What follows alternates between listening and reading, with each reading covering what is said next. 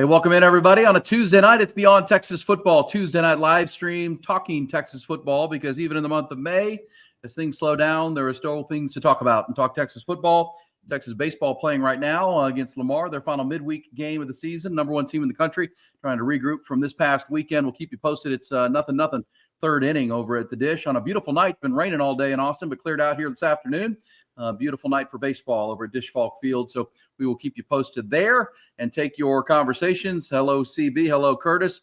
Appreciate you guys. And the super chats always welcome the deep dive questions of the offseason, because CJ Vogel, Rod Babers, this is that time. I mean, it's a year-round calendar now in college football, but if there's a kind of a slower period, it is the month of May. The month of May does slow down. Spring football or whatever that was in the books, and they'll come back for June and winter workout or summer workouts. But what's the calendar look like for you, CJ, here in the month of May? Yeah, all over the place a little bit.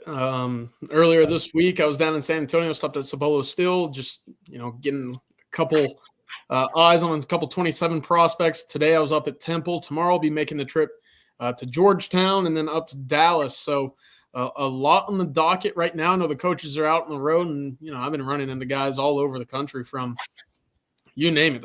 What was the Pac-12, ACC, the Big 12, certainly always in this area, and a couple SEC folks. So everywhere is popping right now on the recruiting trail, and it certainly was at Temple this afternoon. I got a chance to go watch 2026 defensive end Jamarian Carlton earlier this afternoon. Of course, the big topic with him is whether or not or when would he set a Texas official visit. He said, hey, it's in the works. It's coming.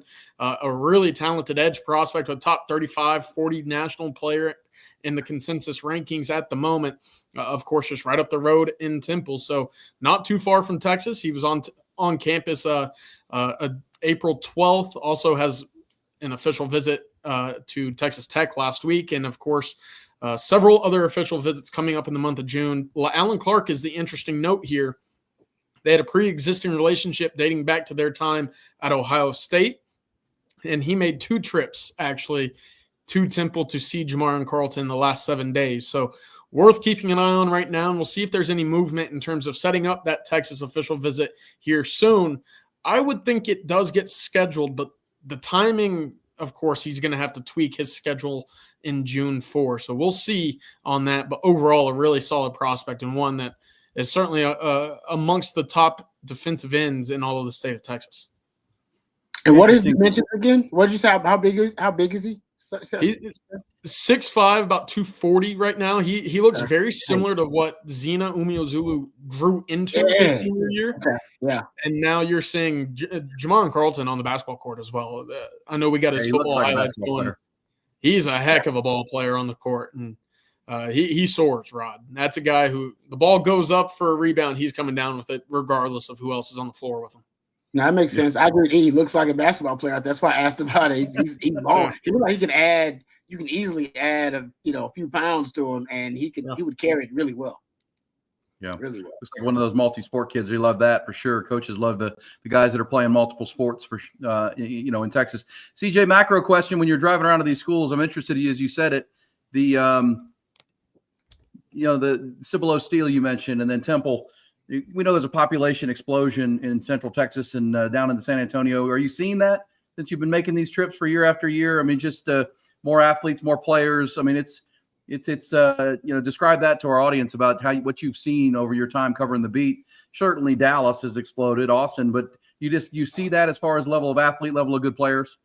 Yeah, I would say so, especially down in San Antonio, because I feel like in previous years, you get a 1 or 2 guy per cycle from that area in which Texas would go recruit, right? Or what you would deem to be an SEC caliber guy, right? It was Caden Stearns in 2017. You get a guy every now and then that kind of pops up. This 27 class was actually going to be really, really talented. When you look at Keyshawn Henderson, a guy that reclassified to 26, you look at Jordan Clay, a wide receiver out of Madison that reclassified to 26. Now the big name in 27 is Caden Roberts, who I went and saw earlier, Caden Scott, who I went and saw earlier this week as well down at Roosevelt. Really talented offensive lineman who's going to hold at probably 25, 30 offers when it's all said and done. Aaron, how about 6'7", 290 looking exactly like what you would want as a offensive tackle prospect. But yeah, driving through, especially kind of that South Austin into the San Antonio area, it's really growing. And Austin, for the most part, and you could speak to this too, you have your Westlakes, you have your Lake Travises, but you'll see a school or two kind of go through runs where they're the hot school, right? And LBJ went through a spurt, and they had several big time prospects, Latrell McCutcheon, Andrew Makuba, two of them. And then the few years after that, they were in state championship games. Now it's Pflugerville Weiss, and I think that they're going to start spitting out some really talented wide receiver prospects. They have a 2028 defensive end that just picked up a Tulane offer as well. It's interesting how Austin kind of just jumps around, the Metroplex. San Antonio specifically is really starting to boom with some consistent talent across the city. Yeah, Mountain Domainer, Elgin, everything get pushed out, but good players in those areas. Obviously, Westlake and Vandergrift won the state title last year, and they're churning Cedar Park, Leander, Round Rock. But yeah, you're seeing more out to the east and up into Pflugerville. Good to see Michael Terry, obviously, coming out of San Antonio Alamo Heights this past year in the Texas cycle. And Rod, it's just to the population boom in Texas, and where there's interest in football, where there's passion for football, where there's great coaching and development, and you add more and more great athletes. I mean, heck, I was thinking about it because the kid on Saturday that ran the 9.91 in the 100 meters is from San Antonio, Garland. I mean, come on, man. I mean, nobody's faster than kids coming out of Texas high schools right now. Yeah, no, I thought about that too. And I was like, San Antonio putting out speed like that? Usually that's, DFW area, H-Town area. But it does show you. Yeah, and the theory, and I think Jerry has talked about this too, you can pretty much predict where you're going to have these talent booms across the country by just looking at population booms and migration patterns across the country. It may take a while depending on, socioeconomic factors and, the city itself, but you could have predicted Austin was going to boom. Austin had its best greater Austin, whatever, had its best year in the NFL draft in the modern era this past season. It had 6 guys taken in the draft. That you would never think about that. Usually it'd be like 1, maybe 2 from the Austin area. But now you're starting 6 guys. I mean, that's a lot of draft picks from Central Texas, because Central Texas keeps growing, right? It's now Greater Austin. It's huge. What encompasses Greater Austin? Same thing with Greater Houston. You're talking about the Woodlands all the way to Galveston. You're talking about that's great. I'm like, Greater Houston. Good Lord. I mean, it just keeps DFW area is huge. So, I mean, there's no doubt about it. The migration and talent, the talent booms kind of follow migration patterns and population booms. There's one happening Arizona area is having it right now. Phoenix, there's big booms and talent booms there. Yep. Charlotte in Carolina is having one of those kind of booms. I study the different metroplexes across the country and how they produce talent. I think that's ultimately what it's coming down to. Less and less talent you're going to be finding in these rural areas. More of it now is concentrated in these metro areas. The stat I have about Texas is over 70% of all the draftable talent in Texas comes from 3 cities. It's just Houston, DFW, and Austin. That's it. I mean, the rest, 30% of it, that's in some rural areas or maybe a little bit of San Antonio. But for the most part, you just got to lock down Houston, DFW, and Austin. And as long as you got market share there, you'll be doing fine in the state of Texas.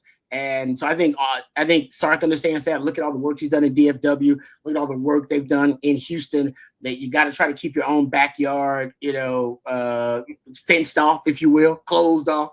All right, from all the big time schools that are come try to recruit Austin, because Austin keeps growing right now. Notre Dame's coming to Austin now to get guys. Ohio State's coming to Austin to try to get that. Central Texas to try to get guys. Alabama. So I just think it's really, I think honestly now a science to it. In recruit. That's why Atlanta is king now. The metro areas and those population booms and migration patterns, just go back about 10 years ago and you'll see a lot of it going to the Atlanta area. And now no metro area in the country produces NFL talent like the city of it or the greater Atlanta.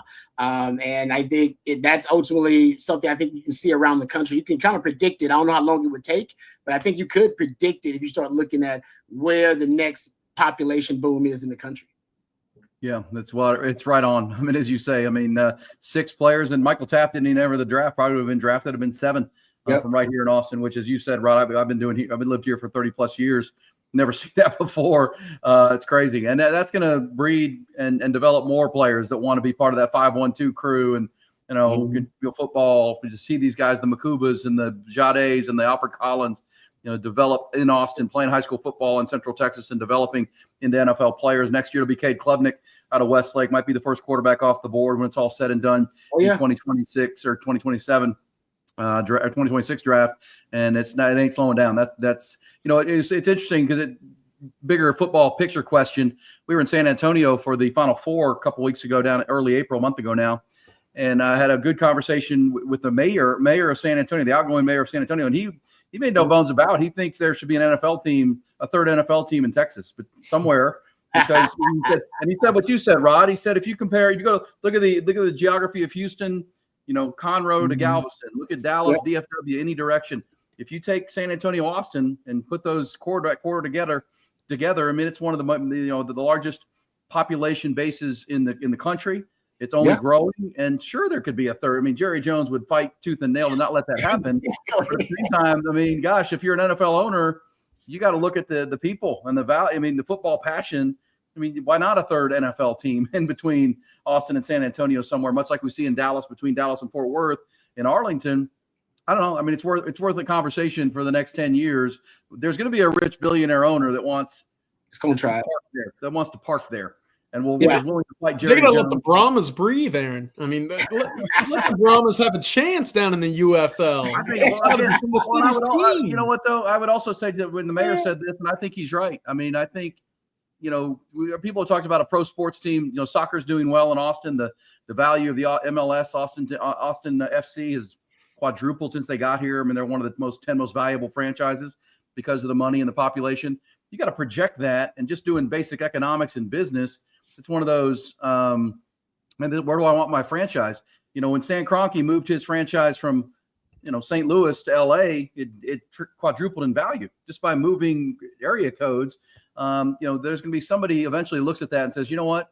That's where I want to be, Jacksonville or one of these teams, and says that's where the people are. That's where the money is. That's where the tech base is. And there's a huge passion for football, for crying out loud. Yeah. And we're only 8 home games a year. I mean, we only got to fill our stadium once every, 8 times a year, maybe a couple playoff games. That's it. That's doable versus, 81 or 100 baseball games you got to fill.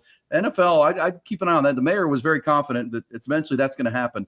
Only takes one really rich owner that wants to move his team. But we'll see. I think it'll be cool to think about that corridor. I don't disagree with that corridor, because right now, if you're real rich and you don't care about making money in your lifetime, you want to make money for generations to come, just keep buying up land in between Austin and San Antonio. Yeah. just buy big giant lots and acres of land, and trust me, your family will benefit from it in the future. Because I agree with you. The problem is, I've talked to some folks about this, because many talked about this with baseball, right? They talked about Major League Baseball wanting to do exactly what you said and kind of combine the 2 metro areas. The problem that is, and I've talked to some folks in marketing about this, they said the problem is that culturally, Austin and San Antonio are so different. And they don't really even like being compared to one another. All they really would share is the passion of football or whatever the sport may be. And they said it's hard to try to get the two different cultures, cities, they're different cultures, to try to coexist and then basically conflate one another, because Austin is a very different culture than San Antonio, as everybody would know. And that's what they've had trouble doing. So they almost had to wait until they are more, kind of homogenized as metro areas before they can come in and do it, because they said they can't force it. The marketing folks, they've tried to force it, because they've tried to do it. They've tried to do it in radio before. Right? We're gonna simulcast Austin and San Antonio, and you guys gonna love it. I was part of that experiment.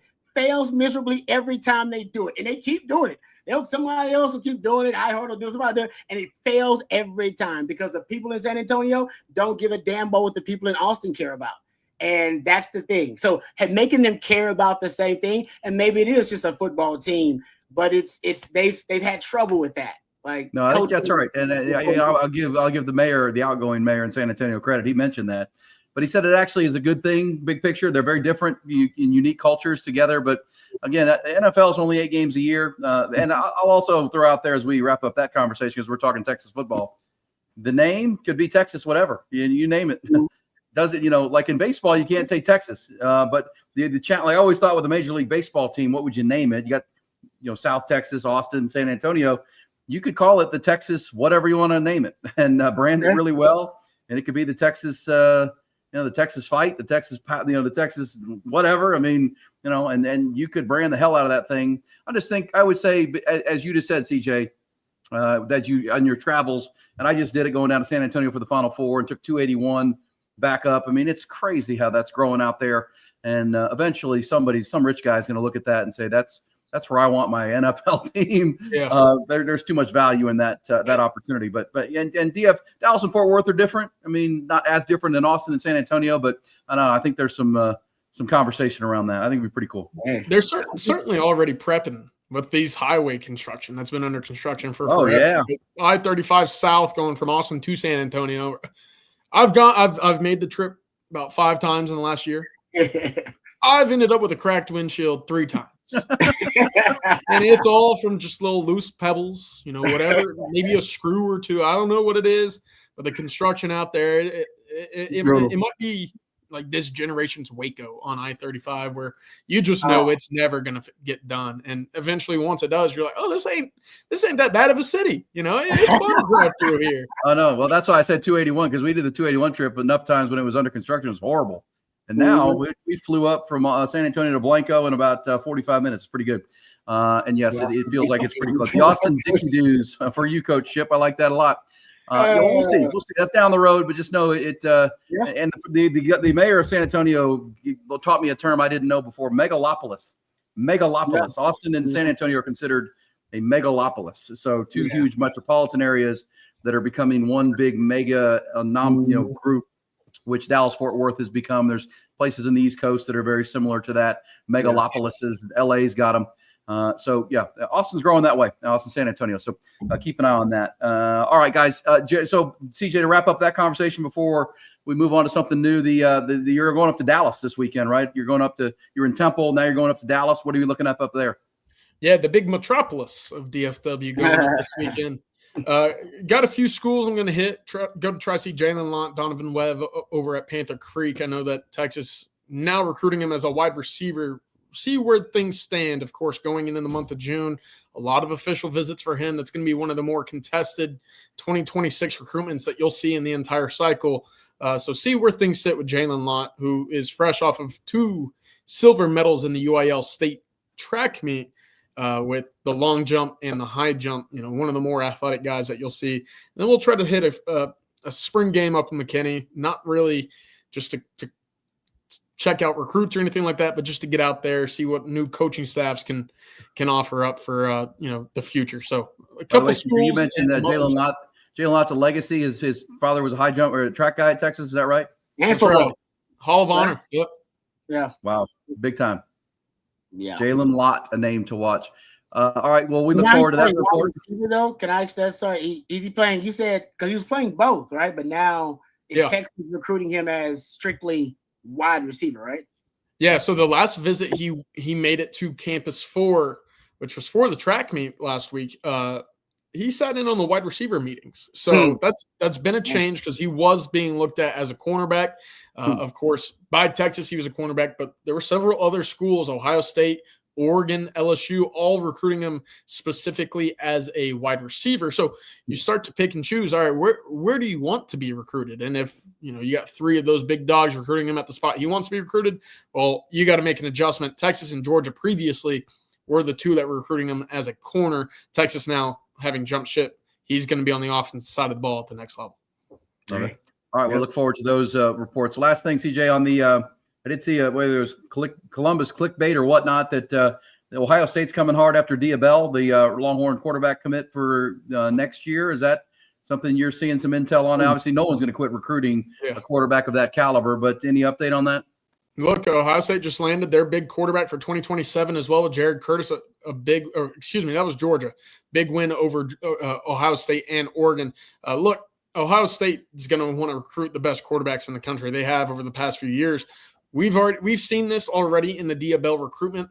Hey, he's locked in with Texas. He'll listen to coaches. He'll make sure that there is a relationship with other staffs and programs to ensure that there is a destination for him should something happen to Steve Sarkisian and Texas, right? It's, making sure that there is an insurance policy for you in the world of recruitment. But we've heard about this with Ole Miss. We've heard about it with some of the Florida schools. Auburn was a big school early in this year that wanted to go after Diabell as well. He said, hey, I got to listen to them, make sure that they understand where I am.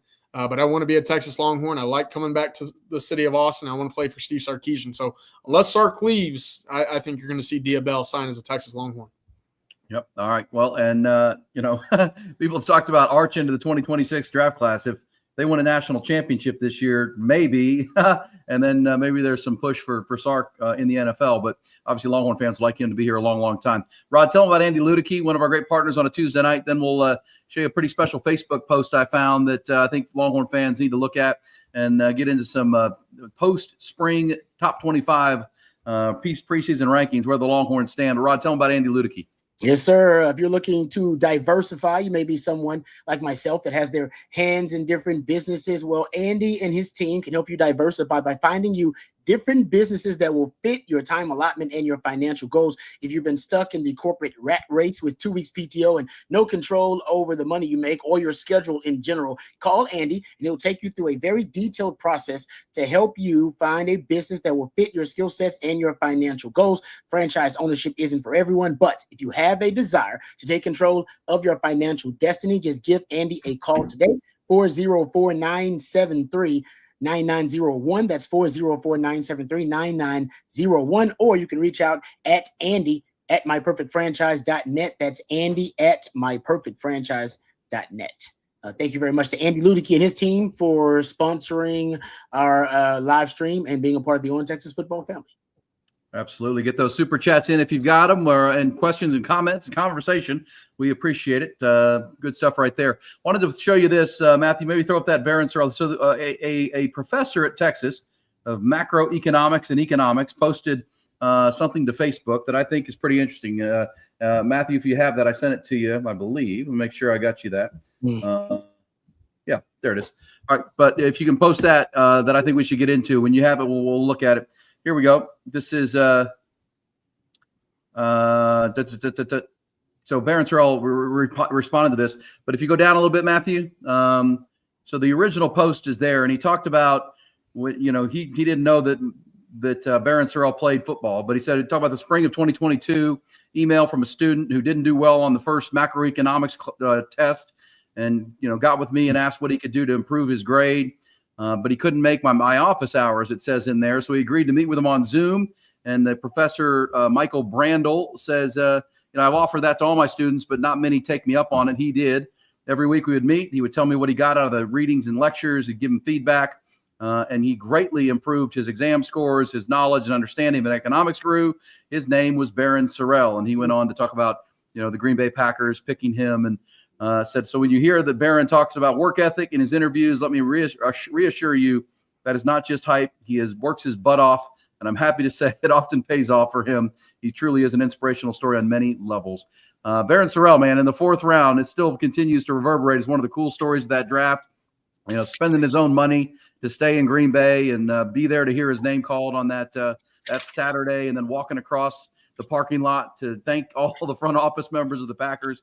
And there's didn't have to happen, but an economics professor at UT saying, this kid's the real deal, the real deal. So, Rod, for people who talk about they're not student athletes, they don't go to class, they're just kind of, making their NIL dollars. And I'm sure there's some of that going on at schools, but there's a lot of kids that are still, really high-level student athletes that want that UT degree while they're playing football for the Longhorns.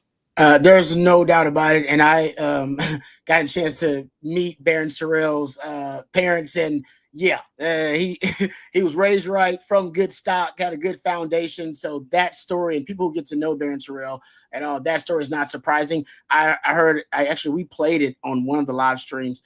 There's a video of Matt LaFleur talking about drafting Baron Sorrell. And he says the story said we brought in several Texas players for visits, whatever. And we would ask them, hey, who's the best teammate? If you could bring anybody along with you, to be your teammate at the NFL level, who would it be? And he said Baron Sorrell. They said Baron Sorrell's name kept coming up. And so all the guys were complimenting Baron Sorrell. It shows you what kind of impression he made on them as a leader and as a teammate, and he ends up being a teammate. Now with a lifetime Longhorn, Matthew Golden, I'm sure had a lot of nice things to say about Baron Sorrell. So that they said it was a character and a culture pick for them just as much as it was a pick out of need and a pick based on his skill set. They looked at a lot, and they said Baron Sorrell stood out not only on the field, but in all the research they did off the field. So I don't know if they talked to this professor. They talked to a lot of folks apparently that gave them a lot of glowing reviews about Baron Sorrell.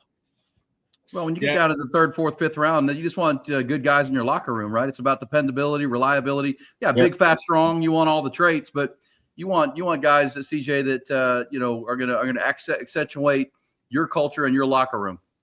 Yeah, 100%. And I don't think that's any surprise for a guy like Baron Sorrell, right? He came into Texas not as a highly rated recruit, and very early on in his career, he was able to scratch the lineup, right? As a 2-deep guy, made some plays. You go into year 2 and you're saying, okay, maybe we got something with this guy from Louisiana, right? And it was a surprise at the time to see him get in the lineup as quickly as he did, but it wasn't a surprise to see him stick in the lineup because of his work ethic. We heard, that was a guy who put in a lot of work for his body, consistently was working with trainers in the offseason, got back to Texas and said, hey, this is my starting spot now. And so for 2 or 3 years, you didn't see anybody else at that edge spot but Baron Sorrell. And, credit to him because, that work ethic didn't disappear after 4 years in Austin. That was something that maintained. It was something that became kind of that motto. When you talk about culture, you can't talk about culture in Austin without a guy like Baron Sorrell, who kind of took after the Roschon, the Jordan Whittington, the Jadays of the world. Hey, that same group cannot be mentioned or would be incomplete without the mention of Baron Sorrell as well. And I know that he did a lot for a guy like Colin Simmons this year, coming in as a true freshman, someone that played often. You saw them have the Super Saiyan celebration after a few sacks as well this year. He's a great guy to have in the locker room. And Aaron, you hit the nail on the head. If you're looking for someone that can contribute to your team, who won't be a distraction, who's someone who will come in ready to work and grind and improve every single day late in the draft, look no further. 88 is going to be a guy that does just that. And what I love about his story, first of all, because we all remember Papa Sorrell hanging out here with us on Texas Football, so we appreciate the love he showed us.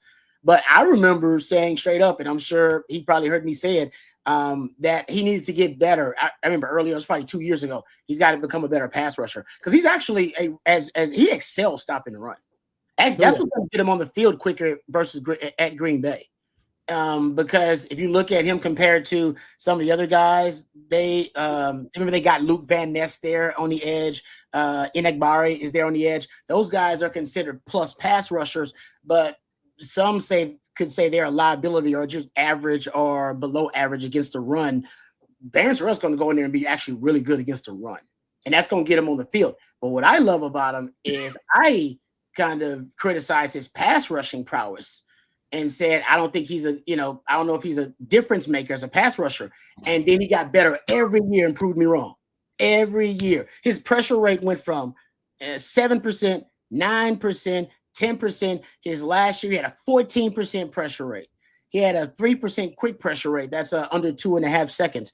If you look on true straight dropbacks, he was a 15% pressure rate. He actually got better, and he had his career high in sacks. He got better as a pass rusher every year. And like I said, I don't think he was a natural pass rusher when he first got on campus. But like I said, now he's got a few moves that he can rely on. He's got, I think, a repertoire now of pass rushing moves, and his motor and his intelligence, I think, will help him get to the quarterback also just as well as his, BGO or his bend or anything like that. So I think overall he'll get better every year he's in the league, and to the point where I'm telling you, he's going to end up in that rotation of those edges there, because they only really got Rashawn Gary is who they got.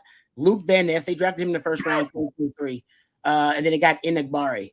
But the rest of their edges, I'm not joking, guys. They're all undrafted free agents. Yeah. They all came into the league as undrafted free agents. The rest of them. So, and not only he's probably in the rotation now.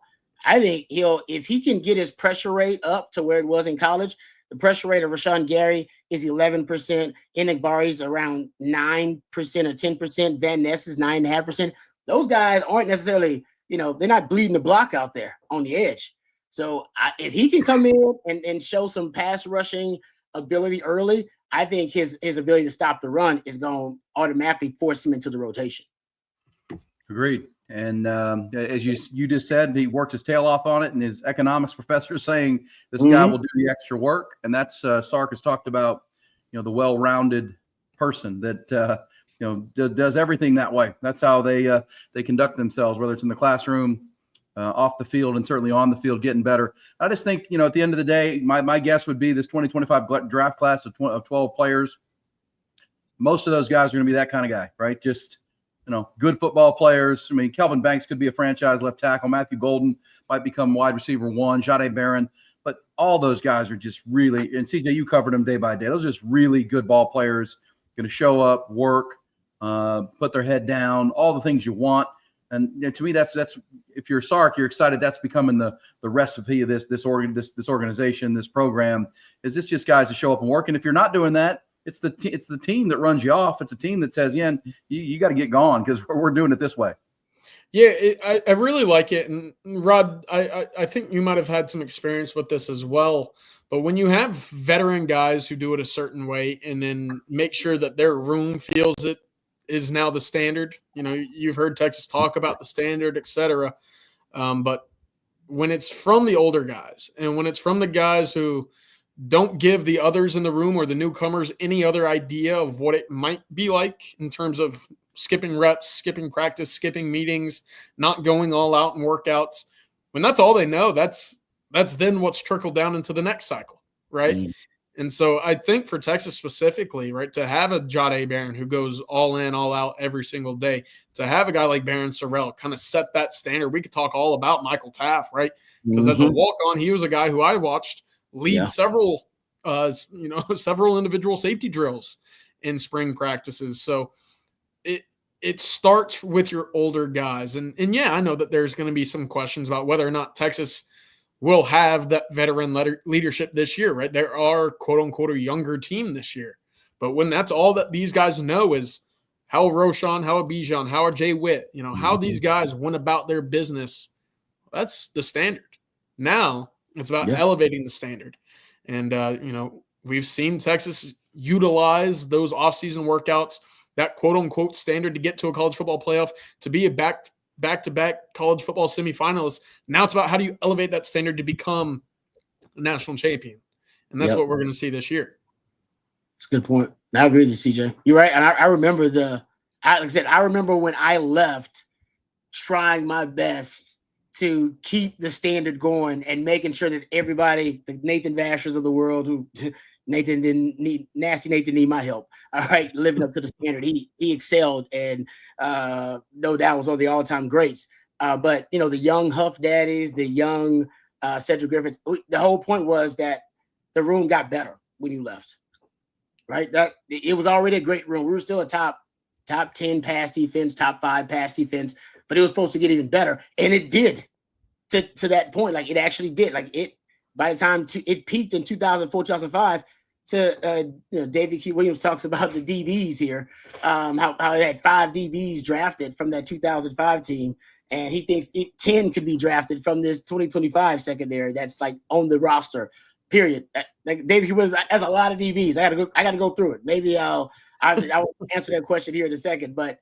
Ultimately, that is what it's about, CJ. You're right. Like I assume that I remember watching a young Huff Daddy and a young Aaron Ross and a young Nathan Vasher and think to myself, okay, those guys they're better than me. Like their overall skill sets and athletic profiles and their upside, they could be better players than I was, but they're not going to take my job. Like that's not happening. All right. And I want them to push. And they did. They pushed me. Nathan Vasher pushed me to be a great player. The young guys they brought in. You think how hard it is to keep a young, Michael Huff off the field? That ain't easy. He was hungry. All right. But that's what made the room great. You brought in these young players who were hungry, who were behind me. And I thought to myself, damn, all right, I got to put in the extra hours. And if they're going to be better than me, they got to outwork me too. And they got to watch more film than me. And they got to put in more hours in practice than I do. And trust me, Nathan did it. I would try to go out there by myself, and Nathan Bash would be right behind me. Where are we going? Do some drills, extra drills. Let's go. All right. And that's how a young guy's supposed to be. Like, what you doing? You get some extra work in? I'm coming with you. You going to weight room? Let's go to weight room. You going to film room? That's how you're supposed to be. I remember Adrian Phillips telling us a story when he got to the NFL. And I think it was Eric Weddle that he was talking about.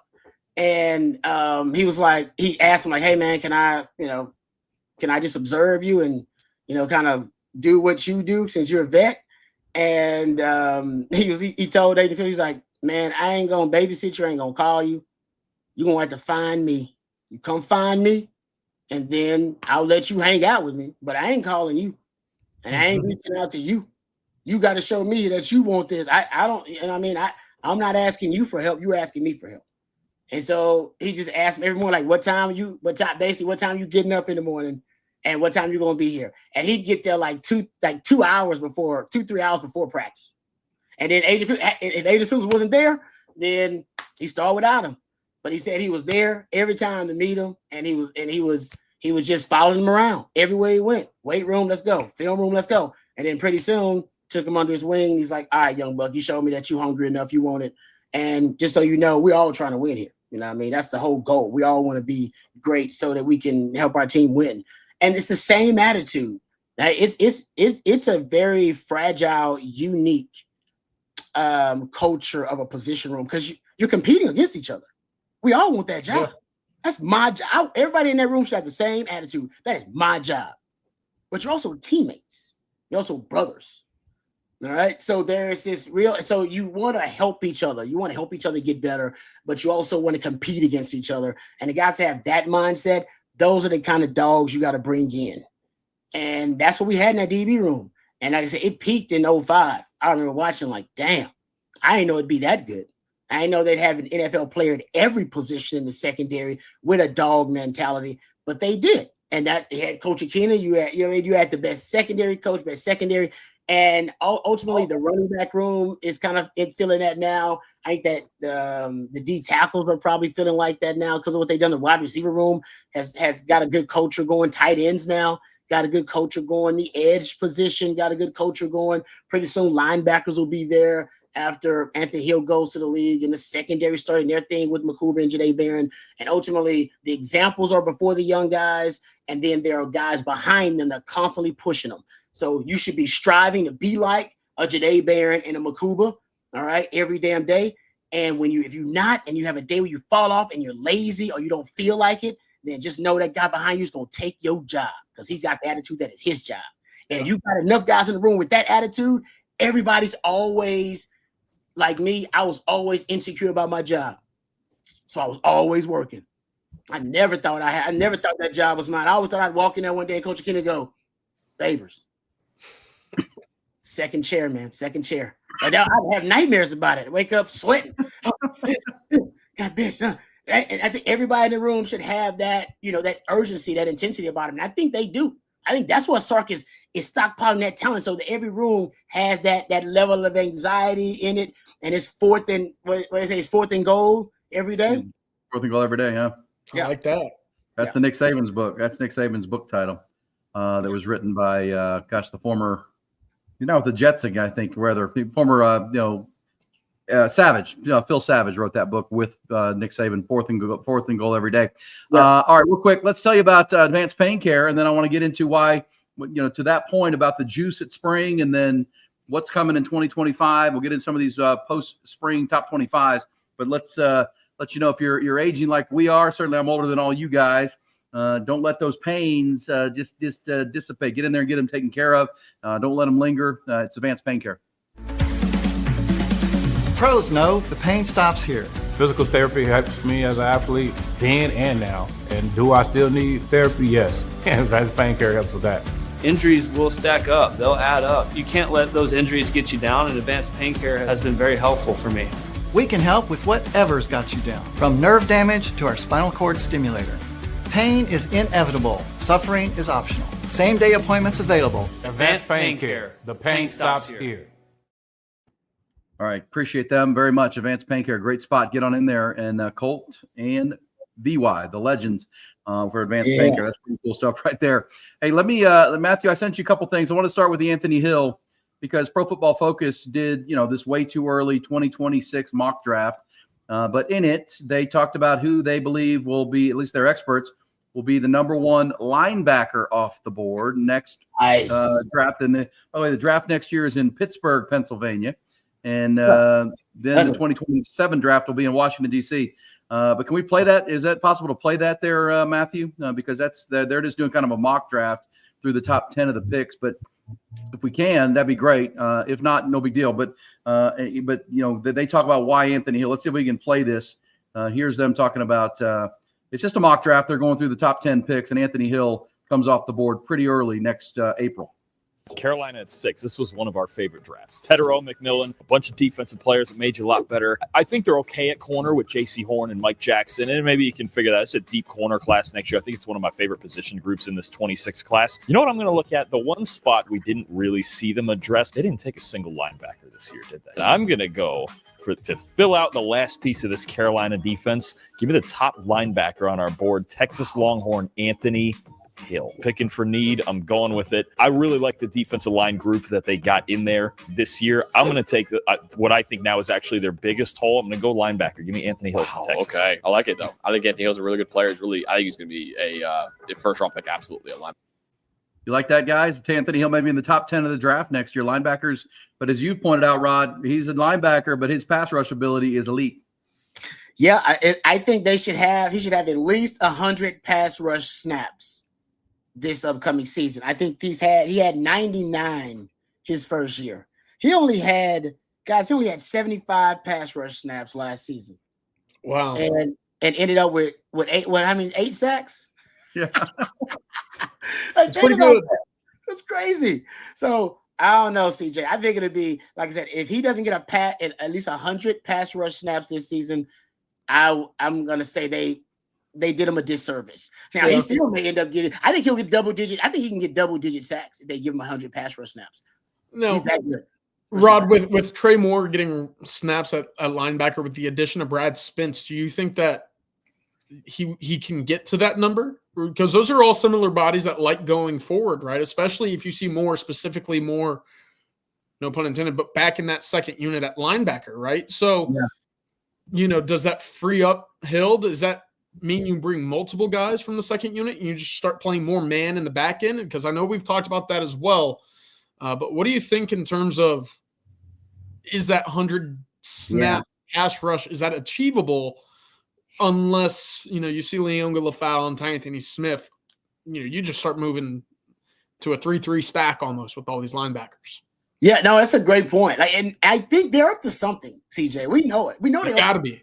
Yeah, moving Trey. We've heard Brad Spence is playing, getting some edge snaps, right? And as well as linebacker snaps. We know that Trey Moore is being cross-trained at linebacker and on the edge too. We know Anthony Hill can do that from what he did it, a lot during his freshman year. I think they're up to something now. Whether, like you said, they're just going to break out a different kind of NASCAR package where now Anthony Hill can be just a pass rusher on the edge, something like that, and have some other linebackers in there as off-ball linebackers, or maybe they got, like I said, you said a 3-3 stack in there. I don't know how it's going to look. Like I haven't really been able to wrap my mind around how it's going to look. But I know when you get predictable passing situations, and most of that is third and long, right? Then that's when you saw the NASCAR package deployed most of the time. And that was easily their most effective pass rushing package. Yeah. And they weaponized Colin Simmons in it. I just wonder now if, man, you want to put Anthony Hill sometimes on that edge too. And maybe they also blitz a little bit more. I mean, I think if you don't play man coverage, you can afford to blitz more because you have an extra defender. So what do you do with that extra hat? Maybe it's Anthony Hill, and maybe you can blitz him. I would have him in coverage less this year and have him blitzing or rushing the passer more. Guys, this dude had a 30% pressure rate last year. Your most effective pass rusher pressure-wise was not Colin Simmons. It was Anthony Hill. I'm not making that up. That's crazy. I mean, I'm sitting there thinking double A gap bullets with Brad Spence and Anthony Hill saying, who's going to want to defend that? How can you defend that? Yeah, I agree. Yeah, because maybe that's it, guys. Maybe they just blitz him more. Maybe we just see them blitz him on 2nd and long and 3rd and long. You just see Anthony Hill, through the interior gaps and on the edge. But like I said, the numbers are freaky for Anthony Hill. They are freaky, man, as a pass rusher. And that's what will give drafted high. If he gets double-digit sacks, there's no question, I think, he will be a top 10, top 15 pick. If he gets double-digit sacks at linebacker. Come on, that's crazy. That's wild. How often does that happen? Off-ball linebacker getting double-digit sacks? No. Well, and with Colin Simmons on the same defense, I mean, that's hard to block, y'all. And still good players up front. I wanted to put this up too. This is speaking of Pro Football Focus and Pro Football College. PFF College posted their ratings on the Longhorn roster and just how stacked it is. If you can put that up, Matthew. I sent you that too. I mean, this is why Texas will be preseason 1, 2, or 3 in a lot of polls. We know Arch Manning's got to prove himself and become, what he's going to be. But here we go. Top 10 returning players. Arch Manning, number 6 quarterback. Jack Endries, the new tight end, number 2 at tight end. You got Colin Simmons, number 1 edge by Pro Football Focus. Anthony Hill, number 1 linebacker. Malik Muhammad, number 6 at corner. And Michael Taft, number 4 at strong safety. Pretty good. Pretty good to build around that deal. That tight end spot, that's new for me because we've talked about the defense. We talked about Colin Simmons, Anthony Hill. The back end, having a guy like Michael Taft, Malik Muhammad. But to see that with Jack Endries is really encouraging because, look, we know how important the tight end spot is for Texas. We talked about it almost every day for the last 2 or 3 years, right, with Jatavian Sanders, Gunnar Helm setting all sorts of records. If he can be a plus guy in the run game as well, because we know he can go with the ball in his hands. That's where I think he can make the biggest impact with this Texas team because we're going to see Arch Manning start throwing the ball vertically down the field, right? Those deep crossing routes, the waggles, whether it be, kind of in the mesh concepts, whatever it is on the back end. Look, I'm all for it. And that's going to be huge for Texas. Yep. And I want to, because I think I'll go back to David Q. Williams' question about how many guys on this 2025 roster from the secondary will ultimately end up getting drafted. I think you see 2 of them there, obviously, with Malik Muhammad and Michael Taft. I think Michael Taft's going to end up getting drafted. I think if he plays anything close to what he played last year, he'll end up getting drafted, which will solidify his story as the greatest walk-on of all time in Texas. Oh, by the way, shout out to the Taft family. I met Michael Taft's parents. Peter. Yeah, Peter's a good friend of mine. Yes. Great people. Right? Peter. Yep. Yes. Oh, fantastic people. I had a great time, great conversation with him at the Fan Fest. Found this out. This is why Michael Taft is a dog. This is why he's a great DB. Guys, his dad went to Houston Lamar. Yeah. You know that. Small world. No, not only did his dad go to Houston Lamar, we went to the same middle school. Went to Pershing Middle School, man, back in the day. How about that? So shout out to Michael Taft and the Taft family, man. I found that out, and we just had a great time discussing that. But anyway, getting back to David Q. Williams' question. I don't know if you get 10 guys. That's a lot, DKW. Man, he's talking about 10 guys from the secondary when it's all said and done. So 2-3 years now, the freshman, whatever. But I definitely easily see 6-7 guys that are draftable players in the secondary right now. Michael Taft, no doubt, and Malik Muhammad. Derek Williams, I've always loved him. He's in that conversation. Yeah, Jonah Williams could win the Thorpe one day if he focuses on football. Who knows? I think he's great. Kobe Black, I put in that conversation too. I think Gilbo's an NFL player that'll get drafted. Jelani McDonald's a beast. So what am I on, 7? I'm on 7 or 8. So yeah, I mean, like I said, Wardell Mack, I'm not sure. I haven't seen enough of guys like that, so I don't know. But tough for Nichols. Yeah, your point is made, David Keith Williams, that the secondary right now is a ton of talent in that secondary. It's unproven and young, but the future is, I should put on some shades if I had some that Jerry wears, because it's really bright, especially now with Coach Aquina back in the mix.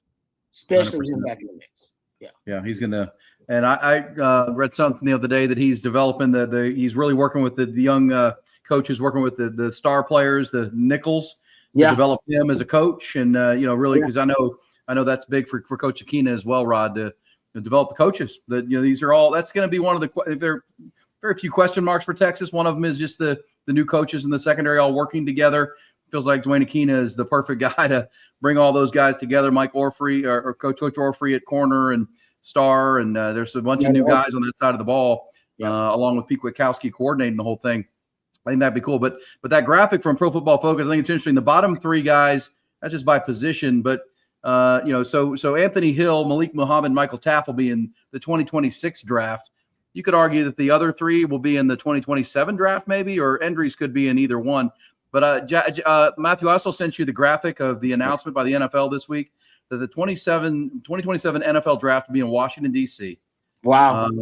And I sent the graphic, Matthew. Can you put this up? This is what it might look like. It's amazing. Can you imagine when Arch Manning and Colin Simmons could both be top 5 picks in 2027? And that's what it's going to look like with maybe 1 million people on the mall at Washington, D.C. You know President Trump's going to be there. President Trump's going to be, because part of this is so they want to get back in good with President Trump. So this is part of it's going to be a little showcase. I guarantee he's going to be there. And yeah, I'm with you. That's amazing. I don't know I remember they did the draft. You went to the Vegas draft, right? I did. Vegas. Yep. You went to Vegas, and I heard that was it's Vegas, of course. So that's an all-time great draft. It's going to be hard to top this one. Yes. What was it this year? 250,000 showed up for night one. That's in Green Bay. The estimates in Detroit. Detroit, they had over 800,000 people over the course of the weekend. That's crazy. Nashville, they had over 500,000, something like that. Pittsburgh will be massive. Steel City will be massive this year and in 26. And I'm just foreshadowing for our viewers. That's what it might look like when Arch Manning goes off the board potentially if things go great.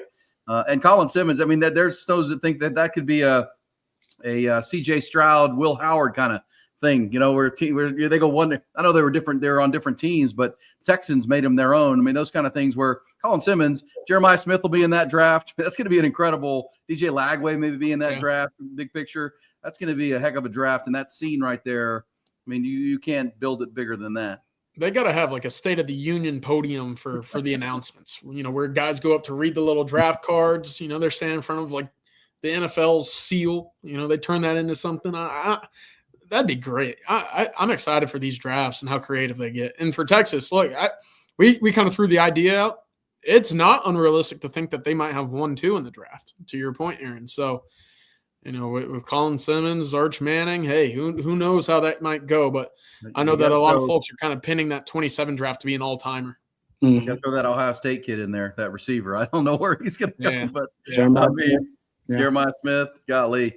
All right, well, that's fun. Hey, let me tell you about Mark Saunders and the team at Allstate. Every Tuesday night, we love telling you about them and him. And he is a lifetime Longhorn. 35 years, though, he's been in the insurance business with Allstate. And you're in good hands with Mark and his team.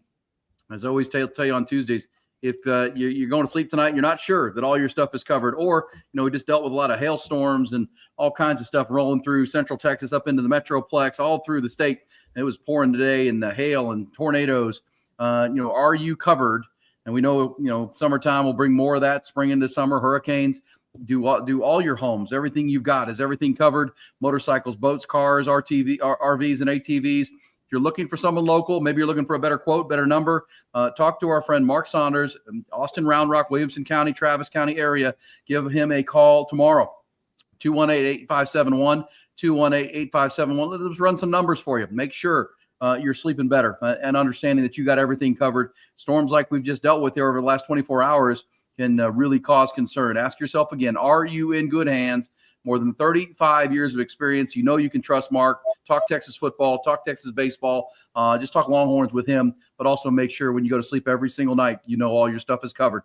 It's Mark Saunders' team at Allstate, 218-8571. That's 218-8571. Mark Saunders and his team at Allstate. All right, right now, guys, over at the dish, it's 2-1 Texas. Longhorns fell behind 1-0, rallied for a couple runs. So where Jonah Williams, the Texas 5-star, beat out an infield grounder to score a run, so he gets an RBI on the board. They added one more Lamar's a 37-win team, so no joke right there. That's a team that I would imagine they're going to use their best pitchers tonight, trying to get an RPI kind of win potentially against the number one team in the country. So they're coming in here feeling like we got to try to find a dub. And Texas coming off that rough series with Arkansas, obviously, and this will be a good one. But Jonah Williams getting after it, showing his speed. He just hit a little chopper with the bases loaded, past the pitcher, and he beat that out. It wasn't even a throw. I mean, that guy, he is something, man. He is something getting down those bases. Yeah, I'm sure they got him, and Tulo's got him looking like Willie Mays Hayes out in practice. Yeah, hit the ball on the ground. Just go. Hit the ball on the ground, 10, 15 push-ups anytime the ball goes up in the air, because use your speed, and that's been an advantage ever since he set foot on campus. Advantage tonight as well. Yeah, that's what he did right there. Got a run on the board, kept an inning alive, and they ended up taking the lead. So, and that's, we talk about future, this freshman class on the baseball side, CJ. We know that this year has a high ceiling. They can be something pretty, 1 seed potentially, and top 8 national seed, and host things all the way to Omaha potentially. But man, you got Adrian Rodriguez, you've got Jonah Williams, you've got Dylan Volantis. I mean, you got some young dudes that are going to be here for a minute, and much like Sark is, roster identification, roster building. Jim Schlossnagle knows what he's doing. Yeah, certainly. I mean, you could sit there and say that 2 of your biggest players this year, are true freshmen, right? You mentioned A-Rod, you mentioned Volantis, who I think should be in the conversation for SEC Pitcher of the Year, regardless of classification. He's just been that good, sealing the deal for the Longhorns at the back end of games. And then you throw Jonah Williams in, and we could sit here and kind of ponder the idea of what his time in Austin might look like for, I am not CB. I am hard at work. But point being, you got a lot of youngsters, and that's not even going to mention what you are going to get eventually from, a Drew Rarick or Bryce Navarre, who you've kind of seen sparingly throughout this year. You've seen some good moments. You've seen a lot of learning moments as well. But what does that look like after 2 years, or even after just one full offseason with Max Wiener? I think that you're certainly in a great spot to go build something sustainable, just as Sarkisian has on the football side of things. No question about it. And we're seeing Sean Miller trying to do it on the basketball side with their roster build. And as we know in this day and age, that's as important as anything, bringing in the right kind of guys, the right guys that will fit. And Longhorns on baseball side with a 2-1 lead. We're into the 5th inning now. And keep up with CJ. He's live tweeting the baseball game right now while we're doing the On Texas Football live stream presented by My Perfect Franchise and our friends there. Guys, real quick, a couple things I saw.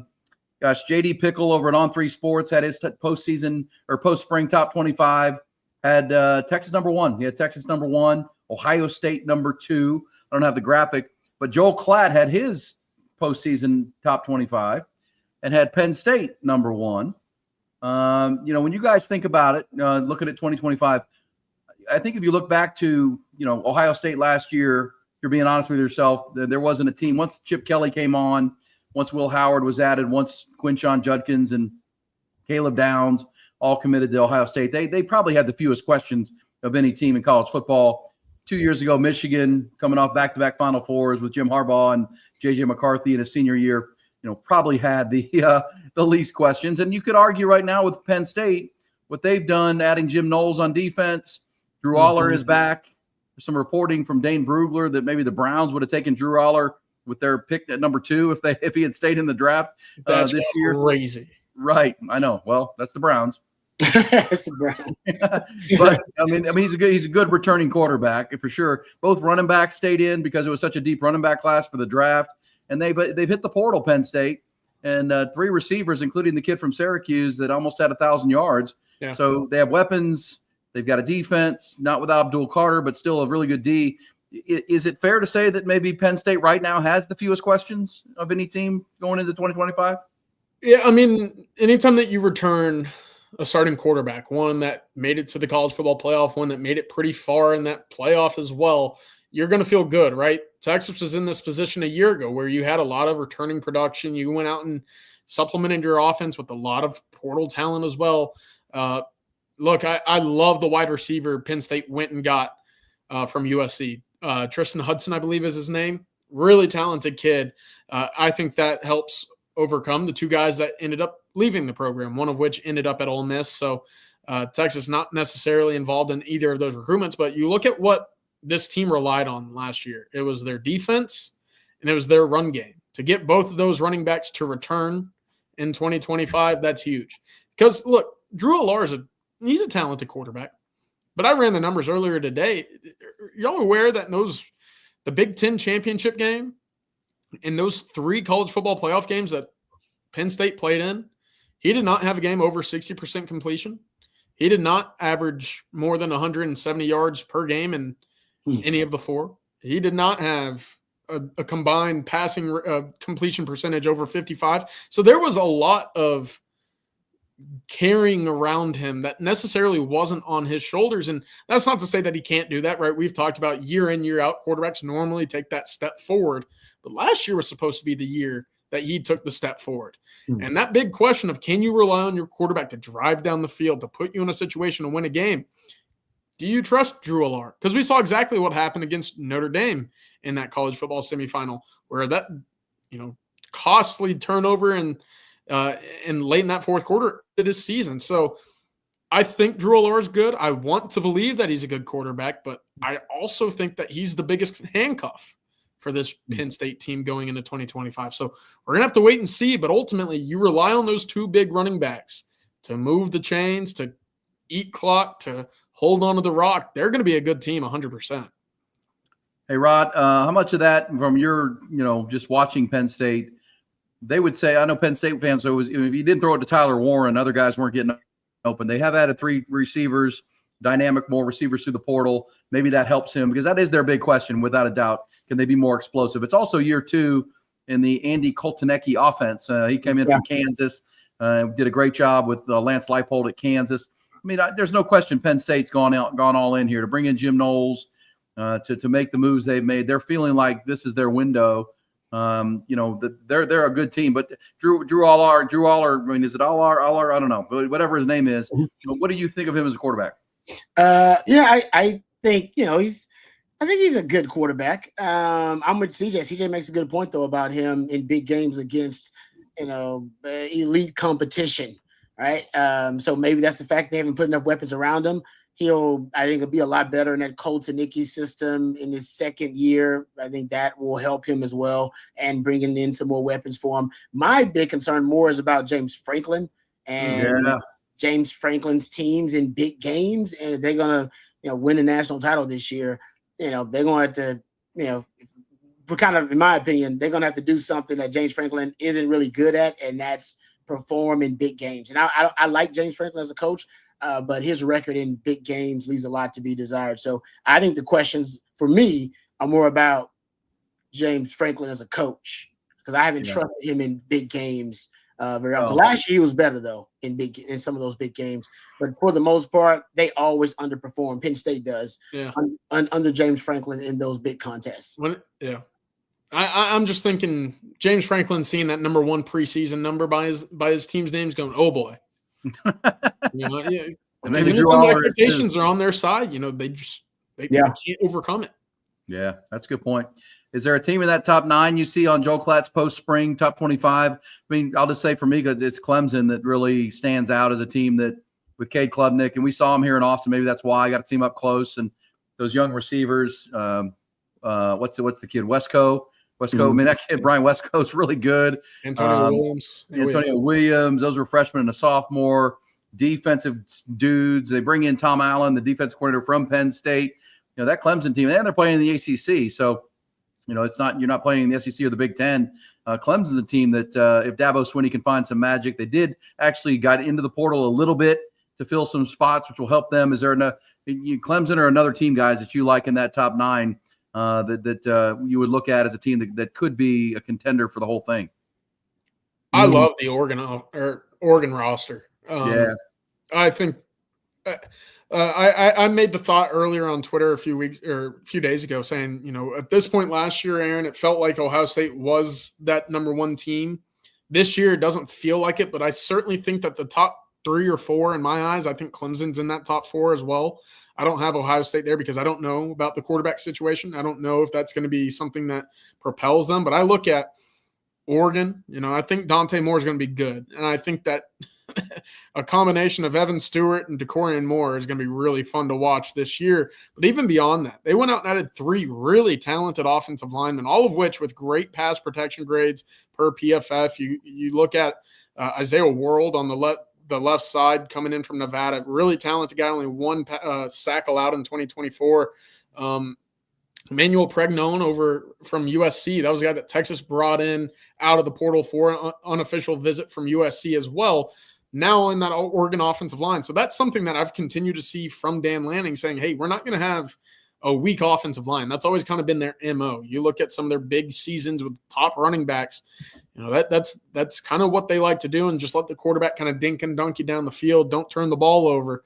But they've got some dudes on that defensive side of the ball. Uwe Agalile on the defensive end side, and then Dylan Tieneman, the Purdue safety at the back end. That's an All-American level guy last year as well. I really like Oregon this year. Yep. I'll echo what he said about Clemson, though. I think Clemson, last year, Clemson was just young. They bring all those guys back, and they may have one of, if not, a lot of people think the best quarterback maybe in the country, potentially, in Cade Clemson, and he can play. We all saw that.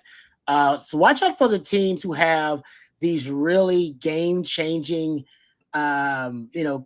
really potentially game-changing elite force multipliers at quarterback, like a DJ Lagway or Lenora Sellers for South Carolina. Watch some of those guys. Those guys can, as hell, Sam Levitt could possibly be one of those guys too. I mean, I don't know what kind of leap he's going to take, but he was really good last year. Those guys have flashed, and they got, good, decent talent around them. Be interesting to see if, like, those 3 schools, just because they have returning quarterbacks who have flashed really high upside potential, if those kind of quarterbacks, could really take another step. If they do, those are teams I think could make a move this year. Yeah, I also feel like I'm crazy for not seeing SMU on this list. I feel like SMU deserves. Yeah, they were in the 12-team playoff, and they're not on the top 25. And they bring their quarterback back, and they spend a lot of money. So that's a good point, 100%. I'd also say Notre Dame at 6. I mean, they have Lloyd Carr's grandson. His kid's named C.J. Carr. Lloyd Carr from Michigan. He's probably going to win that job. If he's good, they're going to be good because their O-line is great, and Jeremiah Love is a beast at running back, and their defense, Marcus Freeman's going to have good defense. And then, LSU, I mean, there's a lot of pressure on Brian Kelly, and rightfully so, but Garrett Nussmeier is a real good player, and they've invested heavily in the portal. They didn't lose a single player in the portal. They've really rebuilt their defensive line, including Sadir Mitchell from Texas, so part of about 5 or 6 guys they brought in. LSU, that LSU-Clemson game, the same day that Texas was playing Ohio State, I mean, that's a hell of a ball game, man. That's an early game at Clemson. And I don't think LSU hadn't won an opener in years. I mean, I think it's been 5 years since Brian Kelly and LSU have won a game to start a season, even back to that Orgeron days. So that'll be fun to watch. Then there's Georgia and Alabama. You just have to consider them because, gosh dang, I mean, they're Georgia and Alabama.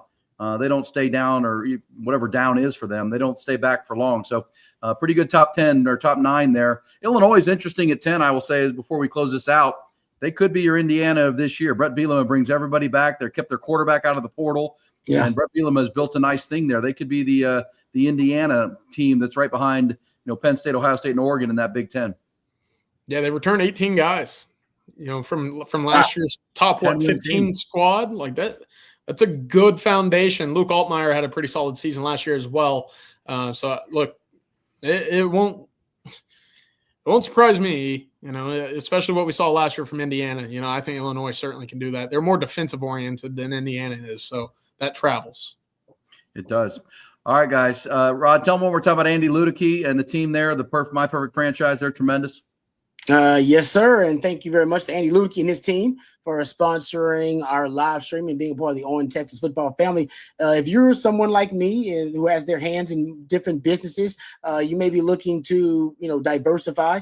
Well, Andy can help you diversify by finding you different businesses that will fit your time allotment and your financial goals. If you've been stuck in the corporate rat race with 2 weeks PTO and no control over the money you make or your schedule in general, call Andy and he'll take you through a very detailed process that will help you find a business or businesses that will fit your time allotment, your skill sets, and your financial goals. Franchise ownership isn't for everyone, but if you have a desire to take control of your financial destiny, just give Andy a call today, 404-973-9901. That's 404-973-9901, or reach out at Andy@myperfectfranchise.net. That's Andy@myperfectfranchise.net. Thank you very much to Andy Ludicky and his team for sponsoring our Tuesday live stream.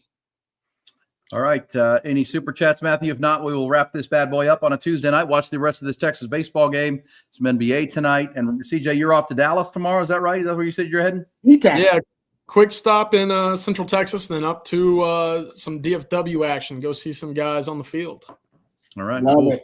All right, Rod, and of course, CJ, the crew will be on. Bobby and Jerry and the crew tomorrow morning on Coffee and Football with Blake, getting you ready tomorrow morning at 8 o'clock or just after that. That'll be tremendous. We'll be back next Tuesday. And cross your fingers or hook them for the Texas baseball team this weekend. Need to get some wins against this Florida team coming in. Could lock up the SEC championship. I think Arkansas playing LSU this weekend. So that's going to be a huge series for them as Texas plays Florida, trying to lock up that SEC regular season for sure. We'll be talking about that next week because the football conversation never stops. It is kind of the slow May period, but a lot going on, as you just found out over the last hour and 11 minutes. Thank you to Matthew. Thank you to Rod. Thanks to everybody that's sending in the nice messages. We appreciate you. Rod and CJ. Safe travel, CJ. Thank you very much. Yeah. Thanks, C. Rod, kiss your babies, and we'll talk to you. Appreciate you, brother. Hook 'em.